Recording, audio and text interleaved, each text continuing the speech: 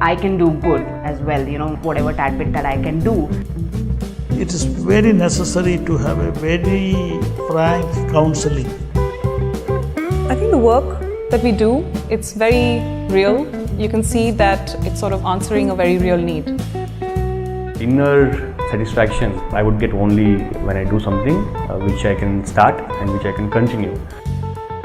Lot of hurdles to cross if you want to sustain yourself in social space. Every minute is a challenge for us. Fondly called Surya, and I am an accountant by training and spent 20 years in the pharmaceutical industry and did 3 healthcare startups.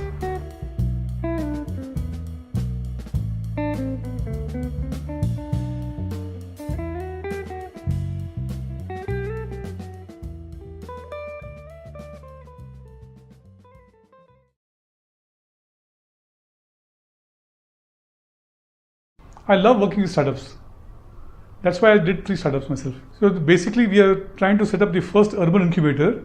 There is a rapid urbanization happening in this country which will throw a lot of new problems and also a lot of solution, a lot of opportunities.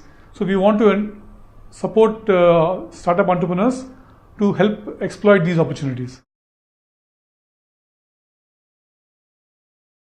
So the basic tension is between producer-centric and consumer-centric.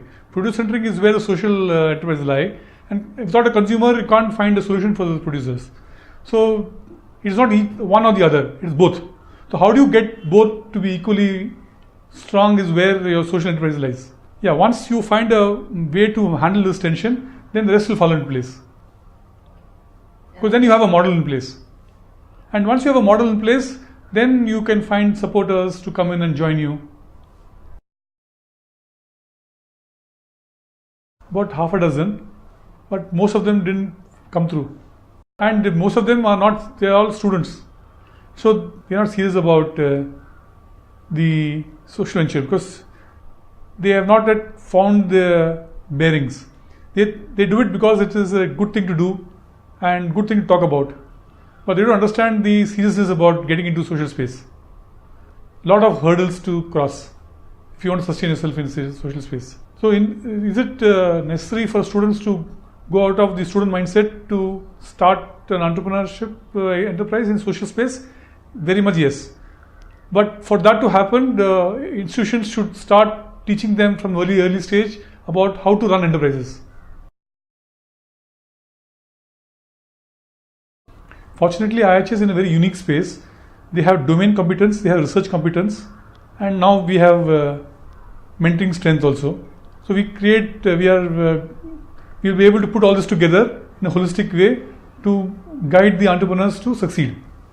And nothing succeeds like success.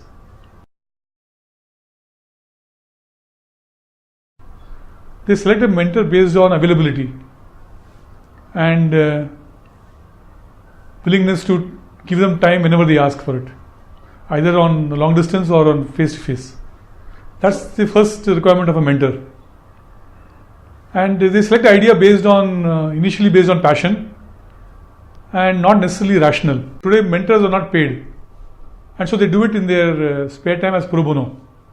So that's the biggest hurdle because they have other things to do to sustain themselves, and so they may not be available all the time. So the startup entrepreneur has to go out of the way to find time when he is available. In the short run, it is going to be a conflict. So unless you have sustainable mentoring systems, it is not going to work. Ideas could be that companies should, and part of the CSR should have the senior management give minimum hours for mentoring. That's to begin with. And then you have to keep away your weekends.